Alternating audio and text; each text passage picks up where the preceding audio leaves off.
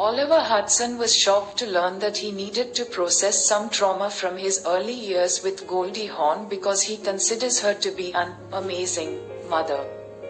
The Rules of Engagement actor talked about his experience processing family trauma at the Hoffman Institute, a facility dedicated to helping people unpack the patterns that have been put upon you from your parents and then step-parents as well, in a recent episode of Sibling Revelry. The podcast he co-hosts with his sister Kate Hudson.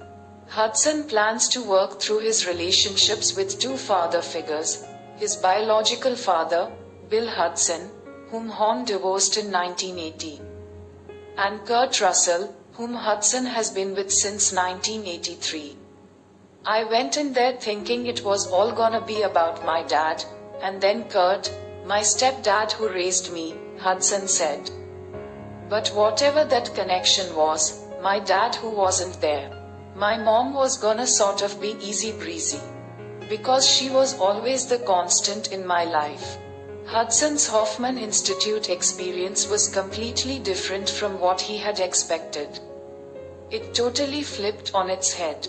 My mother was the one who came up the most, he explained.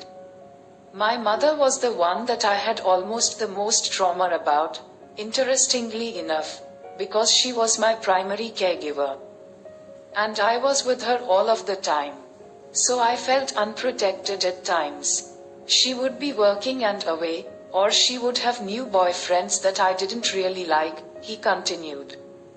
She'd be living her life, and she was an amazing mother. This was my own perception as a child who didn't have a dad and who needed her to be there, and she just wasn't sometimes.